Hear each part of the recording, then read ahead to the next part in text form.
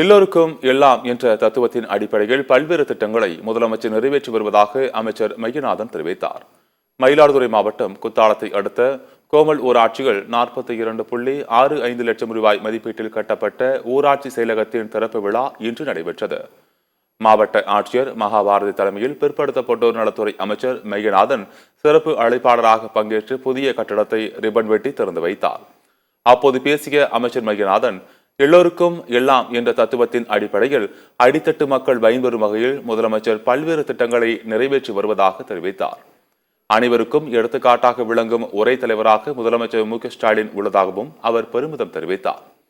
நிகழ்ச்சியை முடித்துக் கொண்டு காரில் ஏற வந்த அமைச்சரை பல பெண்கள் சூழ்ந்து கொண்டு அரசு நிறைவேற்றும் திட்ட பலன்கள் தங்களுக்கு கிடைக்கவில்லை என குற்றம் சாட்டியதால் அங்கு பரபரப்பு ஏற்பட்டது.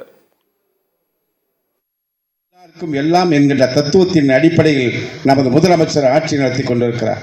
கடந்த 10 ஆண்டு காலத்தில் செயல்படுத்தப்படாத திட்டங்கள், மூடு விழா கண்ட திட்டங்களுக்கெல்லாம் இன்றைக்கு நம் முதலமைச்சர் அவர்கள் நிதி ஒதுக்கீடு செய்து பல்வேறு திட்டங்களை நிறைவேற்றி தந்திருக்கிறார்.